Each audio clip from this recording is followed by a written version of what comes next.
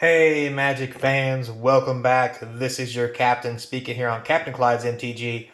We finished our first case of set boosters for Dominaria, so let's take a look at what we're working with. Don't forget to subscribe, I appreciate all the help. So, as far as box toppers go, we actually didn't do too bad. I mean, we got two generals, those are rares. We got a Toraki, which is an uncommon.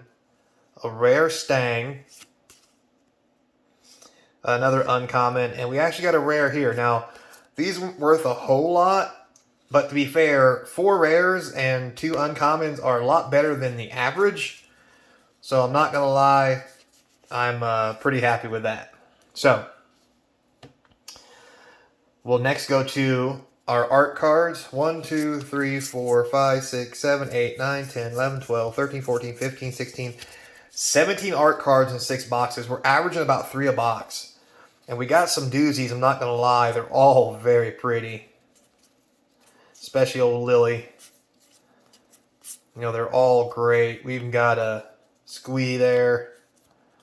We got old Sheriff, old Shieldred, like a lot of good art cards. So I was really happy with these art cards.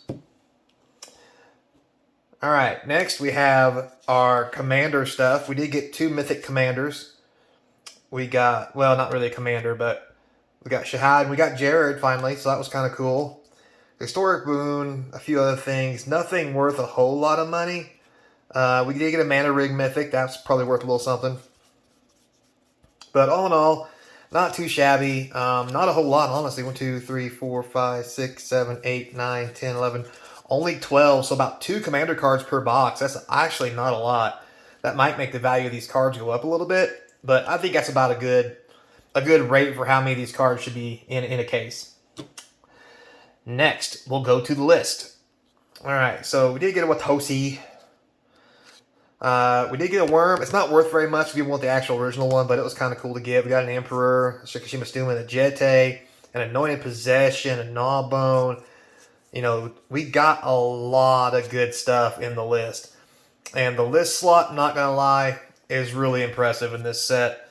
Especially with the kind of stuff that we pulled off of it. So, real happy with that. So, yeah. Next, we'll go to foils. So, as far as foils go, we got a couple decent foils. You know, a few Braves. We got a good Squee. We did get a Timeless Lotus. This is just beautiful. You know, an Angel. Several of the stained glass, which I know you can't really see because of my camera angle, but these stained glasses are just beautiful when it comes to foils. Really happy with that. And yes, for those of you who were watching and been following the videos, we got a foil Phyrexian Language Shieldred, which I cannot lie is just amazing.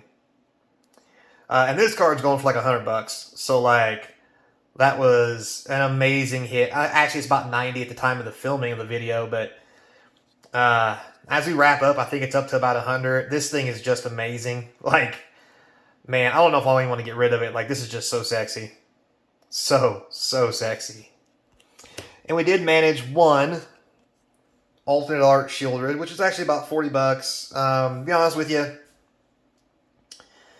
I mean, it's just fine as far as the card goes. I'm nothing wrong with the art or any of that stuff. But if I had to take a pick, I would probably pick the original Shieldred art. Just because, me personally, I think this art looks a lot cooler than this art. That's just me. Now, if this was in etched or something, that might be a whole different story. But to be fair, this is the most expensive card in the set. And there's a damn good reason for it. It's beautiful, it's sexy, and this thing's getting played like nobody's business, I'm just saying. Then we have our stack of Mythics. So, we got a good amount of Mythics. We didn't get very many of these. I think we got like 1. We got several Jayas. We got lots of Lilies. You know, there's another Jaya. A couple Windgraces, a couple Karns, a Timeless Lotus, a Unifier. We did get a Phyrexian Language, a Johnny, which is really cool. Silverback, another Shieldred Phyrexian non-foil. How sweet is that? a World Spell, you know, and a Sphinx of Clear Skies. So, yeah, these were pretty good pulls from the set. I'm not going to lie. I like it a lot. I'm really impressed with it. Here's all the rares. Not a lot of rares worth money, but as you guys know, how we do this is if the rare is $2 or more, I'll put it on the price. If it's not, it gets $1, and I just count them out as $1 each on average. So you'll have that. So with that said, let's take a look at our sweet sheet about how did we do. So you can see here for our first list, our first box, we had 89, 48, 13 for 150. Here, I think was an anomaly, 35, 42 to 81.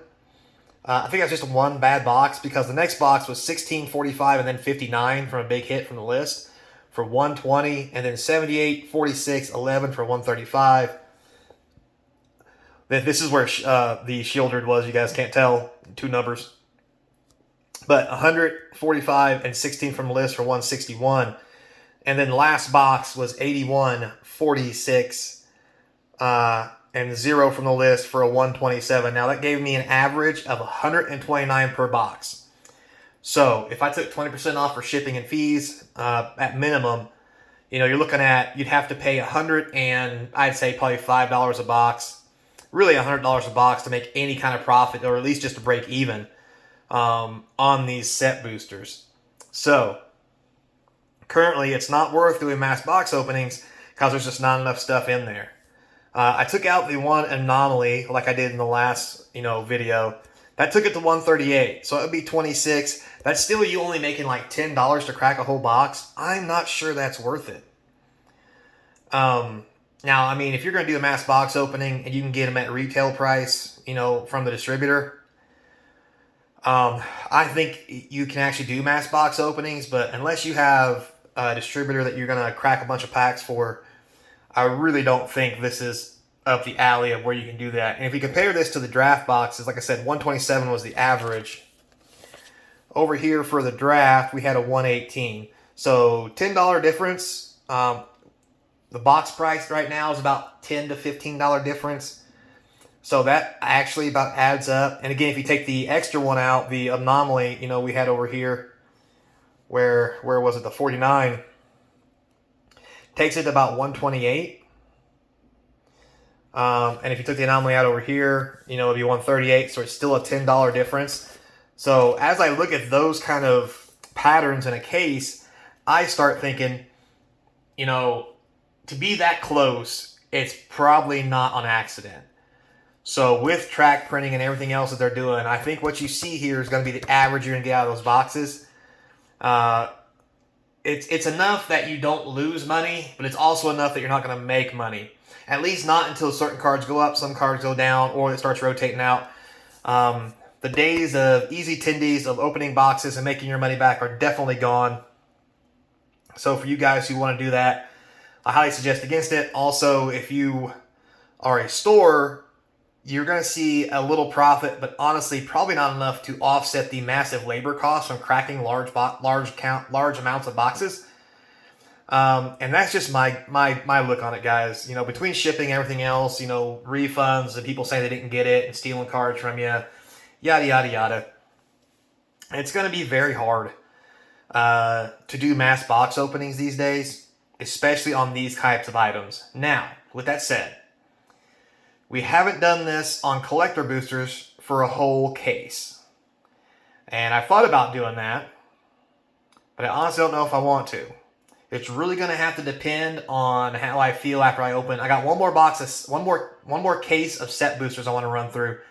After that, we'll see how I feel, and maybe I'll open a case of collector edition and give you guys a rundown on that. And if that's something you want to see, tell me down below. But at the same time, don't forget, the channel ain't cheap and opening all this stuff's expensive. So like, subscribe, comments down below, hit the notification bell.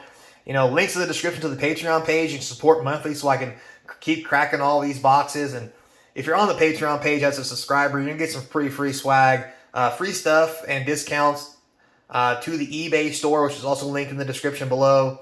So keep all that in mind. Help me out. I'm going to keep doing this the best I can. But if you want to see more and see me do more, I need some support. So, at the end of the day, guys, don't forget. Until next time, be kind.